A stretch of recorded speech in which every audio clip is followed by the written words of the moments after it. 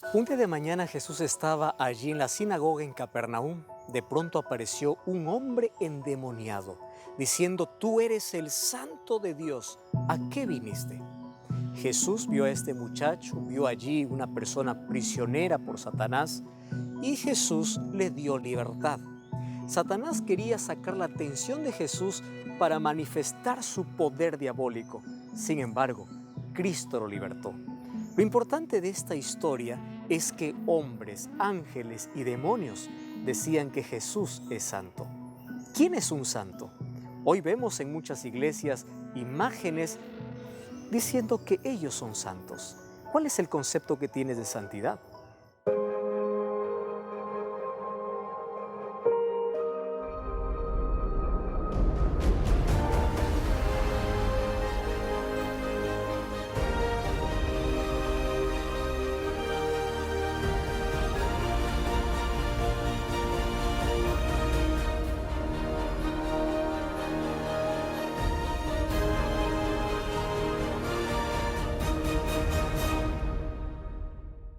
La Biblia presenta la salvación en tres tiempos: pasado, presente y futuro. También se conoce como justificación, santificación y glorificación. En la justificación somos salvos de la condenación del pecado. Por eso es salvación en el pasado. Santificación significa que somos salvos del poder del pecado. Y glorificación ocurrirá cuando Cristo regrese por segunda vez y seamos transformados para siempre.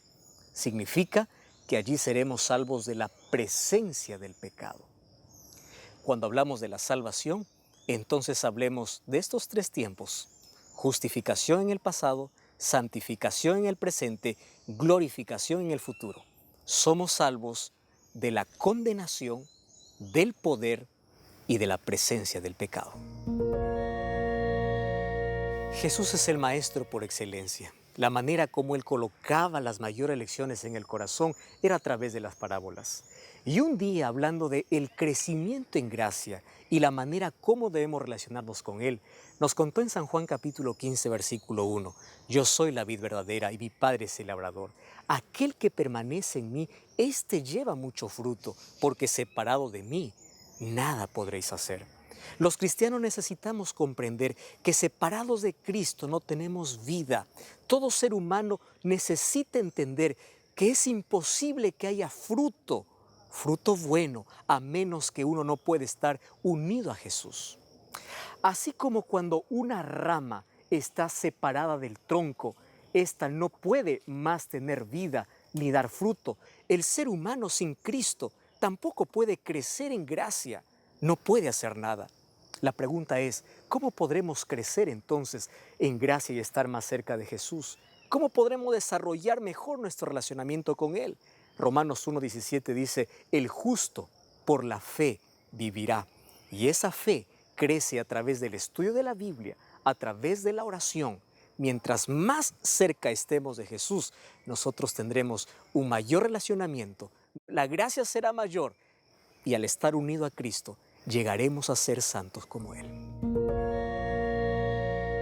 Para crecer en gracia, necesitamos comunión con Jesús.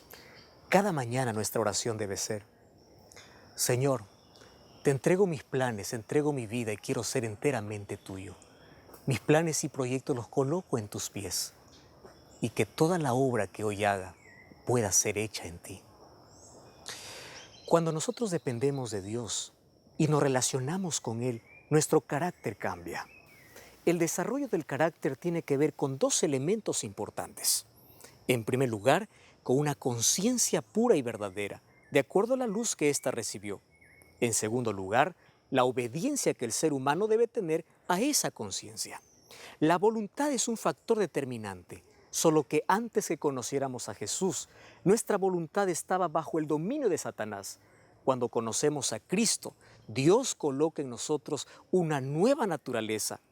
A partir de allí comienza una lucha en nuestro corazón y todo va a depender a cuál de las dos naturalezas o voluntades nosotros estemos dispuestos a alimentar más. La voluntad o la naturaleza espiritual se alimenta a través del estudio de la Biblia, a través de la oración y a través de la testificación.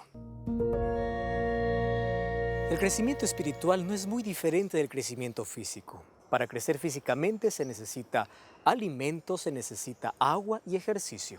Espiritualmente también necesitamos el pan de cada día que es Cristo. Necesitamos el agua a través de la oración y el Espíritu Santo. Y necesitamos el ejercicio, que es la manera como testificamos de nuestra fe a las personas que no conocen a Cristo. En el mundo religioso hoy mucho se confunde la palabra santidad con impecabilidad. No es impecable aquel que es santo. Impecable solamente es Cristo. ¿Quién es un santo? Santo es aquel que está próximo de Jesús, aquel que tiene una relación diaria y cotidiana con Jesús, que permite que su justicia esté en su vida, que su gracia esté en su vida. Y cuando pasa por el juicio, entonces es Cristo viviendo allí en la persona. Entonces, el concepto de santidad está muy lejos de aquel concepto de que santo es aquel que nunca falla o que nunca peca. Santo es aquel que está próximo de Jesús, que está unido a Cristo y solo por su gracia logra ver todas sus imperfecciones. ¿Sabes qué significa estar cerca de Cristo? Es como si te aproximas más a la luz. Mientras más cerca estés de la luz, más vas a ver tus imperfecciones. Es por eso que aquel que está cerca de Cristo no piensa que es impecable. Él se siente miserable y pecador y se aferra más a Jesús porque sabe que sin Él la vida no tendría sentido. Hoy quiero invitarte para que estés cerca de Jesús, para que te aproximes de Él y tú puedas formar parte de aquel pueblo santo que Cristo tiene aquí en la tierra. Apocalipsis 14:12 dice: aquí está la paciencia de los santos, los que guardan los mandamientos de Dios y tienen el testimonio de Jesús. ¿Qué significa? Los santos son aquellos que caminan al lado de Cristo y son fieles a su palabra y guardan sus mandamientos, porque sus mandamientos es el reflejo del carácter de Dios. ¿Por qué no te aproximas a Cristo? ¿Por qué no estamos cerca y unidos a Jesús a partir de hoy? Podemos ser santos, no por las cosas que hagamos, sino porque Cristo mora en nuestro corazón. ¿Quieres orar conmigo? Querido Dios, gracias por la oportunidad que tú nos das de poder aproximarnos a Jesús y a través de Él podamos llevar una vida en santidad. Santidad que es tan importante porque tu palabra dice que sin ella nadie verá al Señor. Enséñanos a caminar cada día a tu lado. En el nombre de Jesús. Amén.